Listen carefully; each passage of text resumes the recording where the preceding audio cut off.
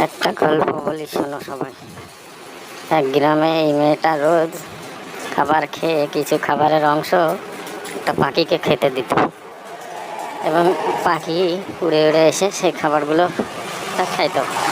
এভাবে ওই মেয়েটা প্রতিদিন সেই পাখিগুলোকে খাবার খাওয়াতো। খাওয়াতে খাওয়াতে সেই পাখিগুলো তোকে খেয়ে অনেক খুশি হতো আর তাকে খুব চিনে নিল। এভাবে সে প্রতিদিন খাবার খেতে দিত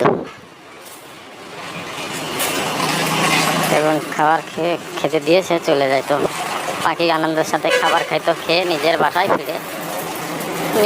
ফিরে চলে যেত।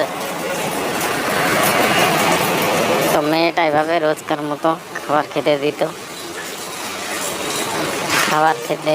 পাখিকে, এবং পাখি আনন্দ করতো, খাবার খেয়ে খুব ভালো থাকতো। পাখি খাবার খেয়ে চলে যেত, যে এইভাবে রোজ মেয়েটা পাখিকে খাবার খেতে দিত। পাখি খাবার খেত, খুব খুশি থাকতো। রোজ আসতো খাবার খেতে।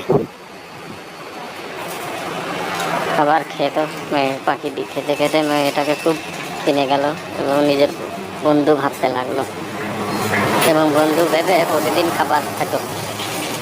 খেতে খেতে একদিন একটা কুকুর মেয়েটির কাছে এসে মেয়েটিকে তাড়া করলো, এবং মেয়েটি রাগান্বিত হলো, ভয় পেয়ে পালাতে লাগলো। কুকুর তাকে তাড়া করতে লাগলো।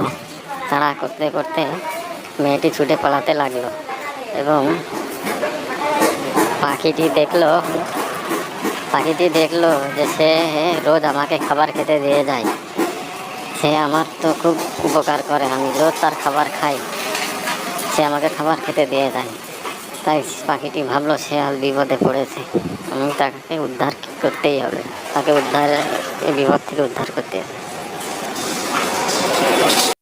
তারপর পাখিটি বিপদ থেকে উদ্ধার করার জন্য চিন্তা করতে লাগলো কি করা যায়। এরপর পাখির মাথায় বুদ্ধি এলো, এবং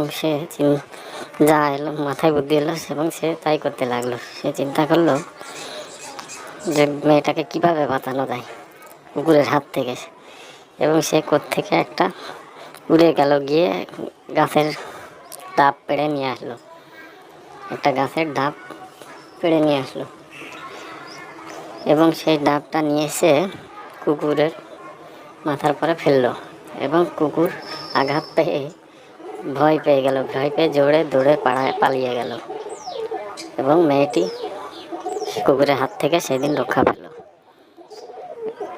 এরপর থেকে মেয়েটি প্রতিদিন খাবার খেতে দেয়, এবং পাখিটি খুব ভালোভাবে